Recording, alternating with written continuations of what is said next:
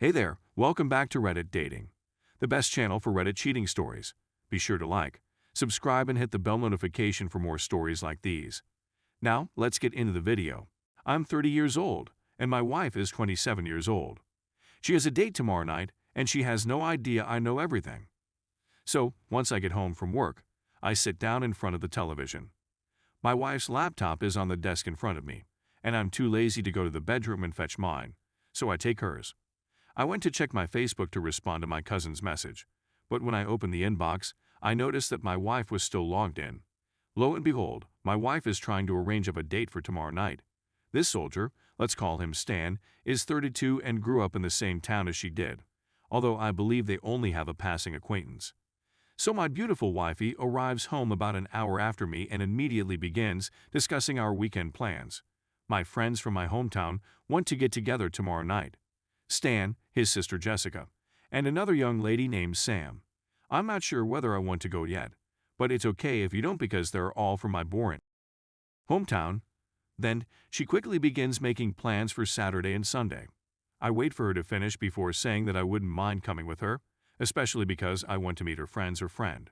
She goes on for a short while about how dull it will be and how I go to bed very early, so I could be grumpy. I wake up early for my job.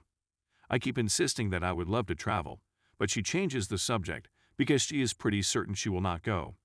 When she began watching television, I informed her that I needed to borrow her laptop for my fantasy football league so I could see any new developments with her date.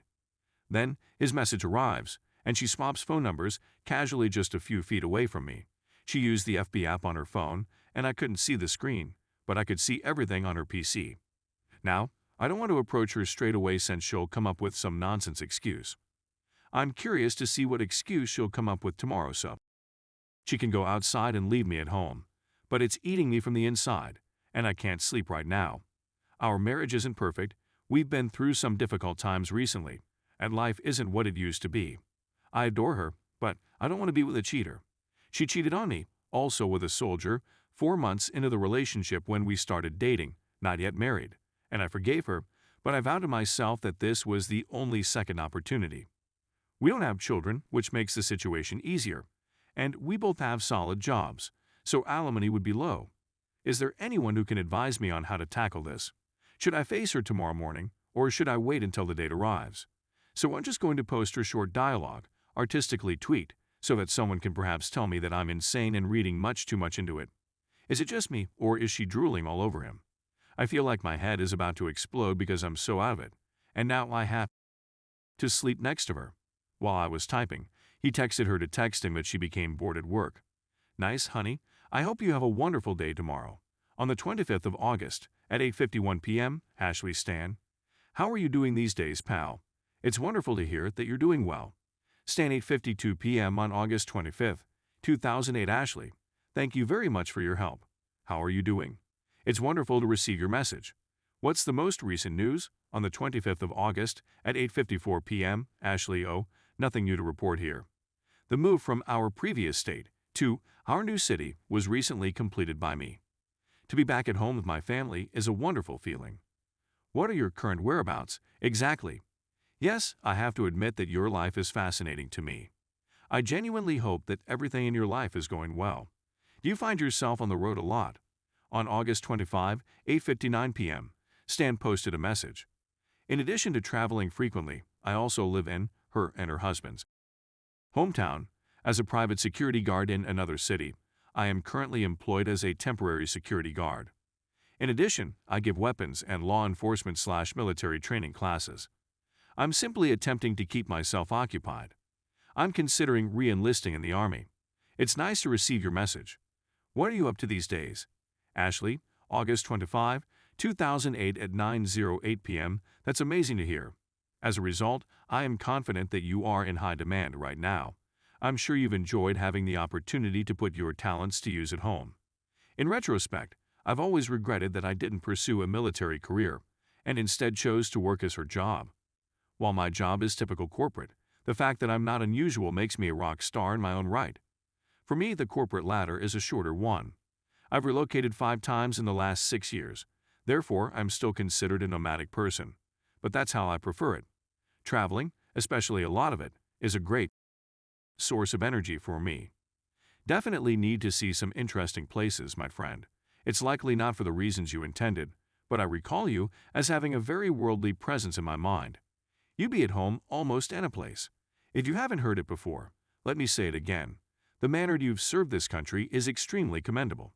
I hope you hear that a lot in the future. 12:18 a.m. on August 26th. Stan says, I sincerely apologize for the delay in answering, and I'd like to express my gratitude for the attention you've given me. Most people don't say anything more than a thank you when they receive accolades.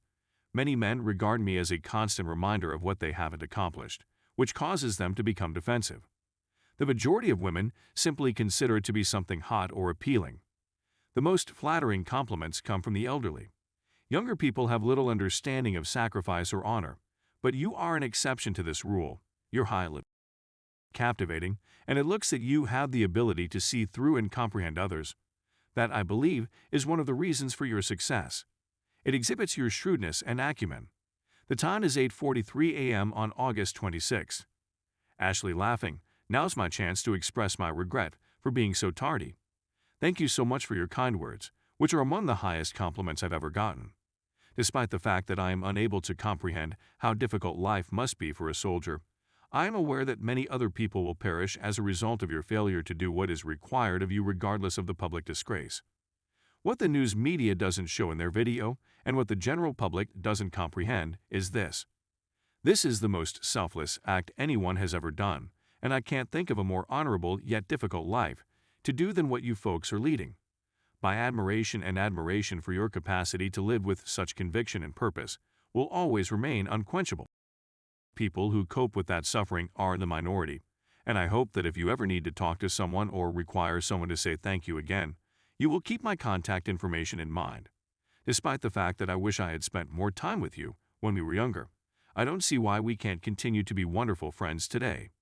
Stan, August 26, 8:53 a.m. Thank you so much, Ashley. You were usually a happy person with a wide smile, and of course, you were quite attractive. Today, smile and have a wonderful day.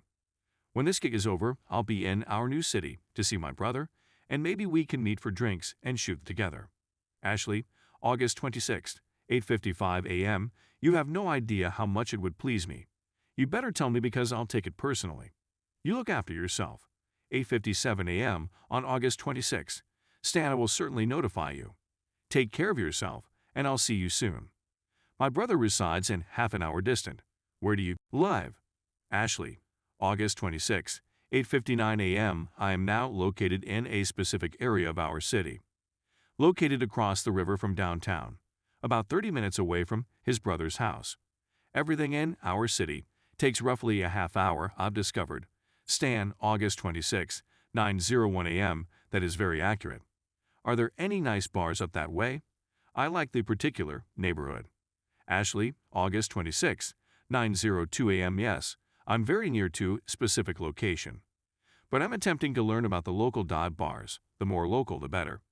Stan, 8/26/2007, 9:07 a.m. I might know of a couple you'd like. I normally go to the pub a block away from my brother's, so that I can walk there and back without having to drive. Certain location also features a couple of nice spots. Ashley, August 26, 9:21 a.m. Particular location is fantastic, I'm aware. So as for the moral of the story, I'll leave that to you to decide. Stan, August 26, 9:24 a.m. Haha, I like any style of pub or dive, but I'm not into the club scene. What kind of people do you hang out with up there? And I'm assuming you work Monday through Friday, 9 a.m. to 5 p.m. Ashley, 8/26/11:40 a.m. Because I'm still so new, I mostly get out with folks from work. I wouldn't say 9-5, but I do her job, so certain times are busier than others. But my office is extremely time flexible, so it's a corporate office with more flexibility, if that makes sense. Stan, 8/26/11:49 a.m. That's okay. We just received our contract, so I should be in our city soon. Stan, 9/4/11, 11:41 a.m. Hello there, you Ashley. September 4, 1:39 p.m. Hello there, buddy. What the hell happened to you? Stan, September 4, 2:38 p.m. Are you doing well? I was considering visiting our city tomorrow. Do you have any plans? Ashley, September 4, 2:44 p.m. Actually, I don't. That would be fantastic. It's been an extremely long week. Stan, September 4, 7:39 p.m. Fantastic, his phone number. I'm hoping to get up there tomorrow night and hang out with you, Ashley, 9/4, 7:48 p.m. Yeah. Okay, I stored your phone number. I am her phone number. Please let me know if you plan on coming. 9:52 a.m. Stan, sorry I've been at some show. I will definitely let you know tomorrow. If you're bored at work, send a text message. Edit. There has been no word about her plans for tonight. I didn't push it too hard so she wouldn't suspect anything was wrong. I opted not to confront her right away because I wanted to see if she was going to see that guy alone. I'll keep asking her to accompany me, but I'm afraid she'll come up with a "I have to work late" excuse if she really wants to meet him. I'll try to figure out where they're going to meet, and then I'll just go there and meet them. If I see them alone, I'm going to file for divorce. I can't go through this again, since it seriously jeopardizes my life and well-being. I'm really considering not going to counseling, if my worst fears come true, since I believe there is a significant difference in our mindsets if she considers it appropriate to meet a guy on a Friday night without notifying me.